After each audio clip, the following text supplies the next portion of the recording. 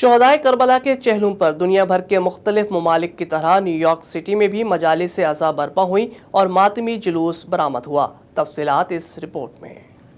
کچھ قدم ہر بڑا شہر کی جانب، کچھ قدم شہ بڑے ہر کی جانب، بخش دی چند لمحوں میں شہ نے ہر کی ساری خطا چلتے چلتے۔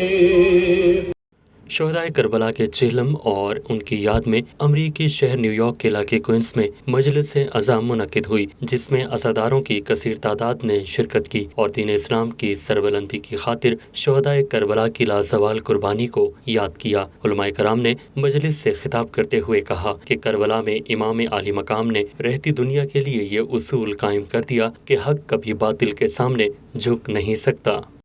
If you look at the sayings of Aba Abdullah al-Hussein alayhi salam, when he started his journey from Medina, he told people that the whole purpose of me going toward Kufa is the islah of the ummah of my Jaddi Rasulullah sallallahu alayhi wa alihi wa sallam. We raise our voice for the people who are being oppressed. We raise our voice against who is the oppressor. We raise our voice against injustice as the followers of Imam Hussein alayhi salam. بعد ازاں شہدائے کربلا کے چہلم کا جلوس Franklin avenue سے برآمد ہوا، جس میں خواتین و مرد، بوڑھے، نوجوان اور بچے سبھی شامل تھے۔ عزادار جلوس کے تمام راستے نوحہ خوانی اور سینہ زنی کرتے رہے۔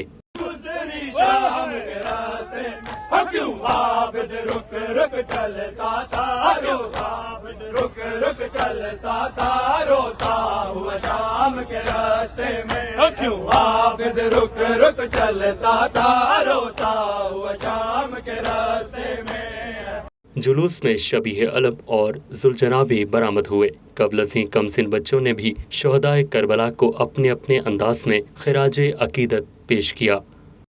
I see from Sham to Karbala I journey. The dust of Sham call my feet to the palace of forgotten tyrants. I find Zainab's tongue like Ali's Zulfiqar, where it's laid the heads of corroded Yazids. She remains a role model to young children even today. Life and martyrdom still make us sad. Thank you for listening. Zainab's heart filled with tears. Women and children, veilless and chained. Hussein and the companions are dead now. The children have been orphans.